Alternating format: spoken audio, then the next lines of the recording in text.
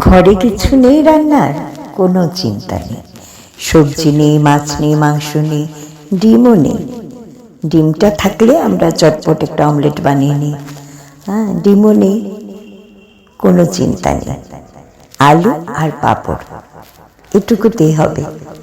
আলুকে লম্বা লম্বা চুকো চুকো করে কেটে নিলাম, পাঁপড় ভেজে নিলাম, তারপরে কড়াইতে অল্প তেজপাতা, পাঁচফোড়ন, একটু আদা কুচি এসব দিয়ে তারপরে ছেড়ে দিলাম আলুটা, একটু ভাজলাম, হলুদ নুন দিয়ে একটু অল্প লঙ্কা গুঁড়ো দিলাম, দুটো কাঁচা লঙ্কা দিলাম, একটু আদা বাটা দিলাম, দিয়ে একটু জিরা গুঁড়ো, একটু ধনে গুঁড়ো দিয়ে তারপরে নাড়তে থাকলাম।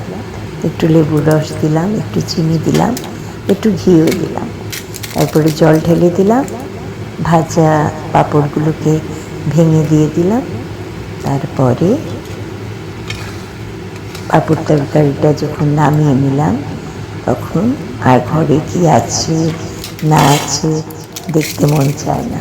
পাঁপড় তরকারি নিয়ে এক থালা ভাত নিয়ে বসে পড়ুন, দেখবেন আর কিচ্ছু লাগবে না, শুধু এই পাঁপড় তরকারি দিয়েই একদম ফুরফুরে হয়ে যাবে মনটা।